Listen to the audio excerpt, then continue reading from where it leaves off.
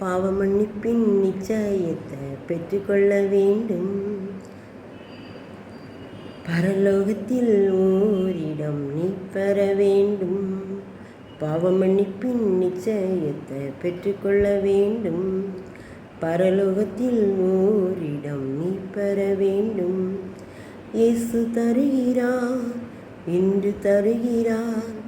இயேசு தருகிறார், இன்று தருகிறார். அதற்காகத்தான் சிலுவையிலே இரத்தம் சிந்திவிட்டார். அதற்காகத்தான் சிலுவையிலே இரத்தம் சிந்திவிட்டார்.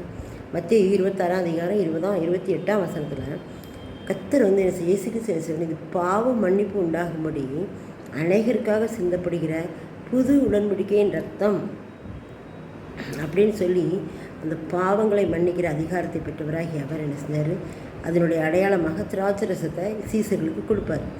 நான் உங்களோடு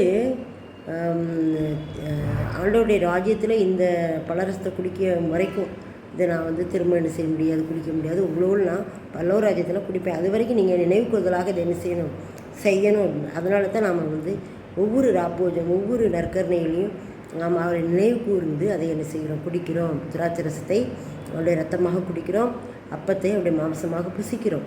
அதை இது பாவ மன்னிப்பு உண்டாகும்படி அநேகருக்காக சிந்தப்படுகிற புது உடன்படிக்கையின் ரத்தமாக இருக்கிறது. அப்போ அந்த ரத்தத்தினால என்ன இருக்குது, பாவ மன்னிப்பு இருக்குது, மீட்பு இருக்குது. நாம் வந்து அவருடைய ரத்தத்தை பானம் பண்ணும்போதெல்லாம் அவர் நம்முடைய பாவங்களை மன்னிக்கிறார். விசுவாசத்தினால் நம்ம அதை செய்ய வேண்டும். அப்படிப்பட்ட மன்னிப்பு சிந்தையை அவர் நமக்கு தருகிறார். அந்த பந்திக்கு போக முன்னால் நம்ம என்ன செய்யணும், சத்துருக்களாக இருக்கிறவங்கள சமாதானமாகணும், சகோதரனிடத்தில் அன்பு கூறணும் அப்படின்னு சொல்லப்பட்டிருக்கலாம். அந்த பந்தியில் போகும்போது நாமும் கவனமாக என்ன செய்ய வேண்டும், போய் பங்கெடுக்க வேண்டும். ஆமென்.